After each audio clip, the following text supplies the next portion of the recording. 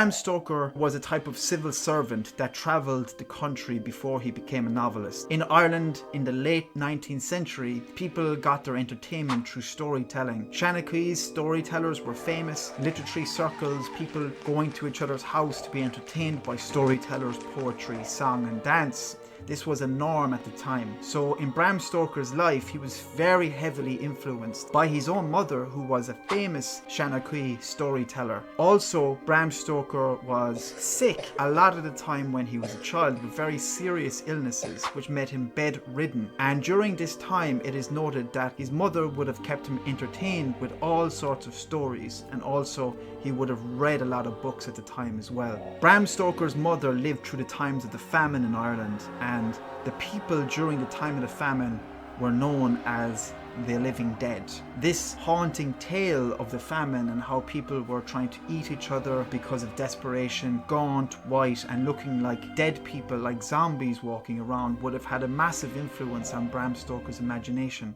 According to Bob Curran, a retired lecturer of Ulster University, Dracula was foundationally based on Irish mythology, tales and folklore passed down for generations. And the main inspiration comes from the Auartach, a tyrant of a vampire, a tyrannical chieftain from the north that existed around 1500 years ago approximately. This ghastly lord of the land was terrorizing the local peasants, and eventually when everything came to a head, there was a plan to kill this chieftain, and the man that was tasked with this killing was a guy called Cahan. And every time this Auartach was killed, he would be buried but would return from the dead and would demand bowls of blood from the same peasants that he was terrorizing in his life. This Auartach could not be killed. Cahan went to a druid for guidance. The druid had a vision, and in this vision he would have to be killed with a sword of yew wood and to be buried in such a way that he could not return. The Auartach's head being placed into the ground first, with his feet raised up towards a big capstone, and that capstone can be seen in a place called Slarvety up in County Derry, and the Auartach did not return. There are massive folk tales,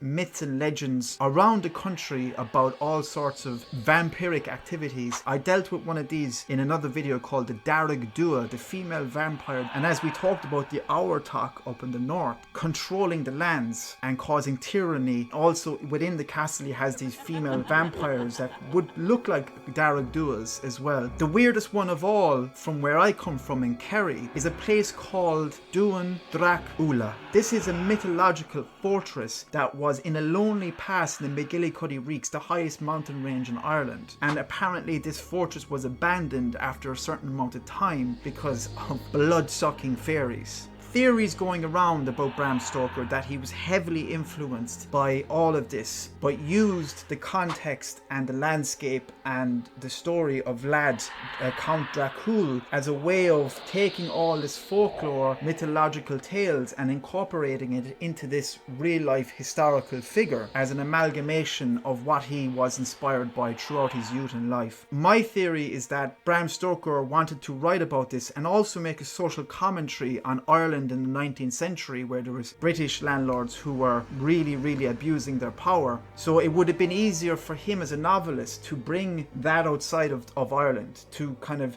deflect from any sort of trouble that he may bring upon his own door from writing about his own country.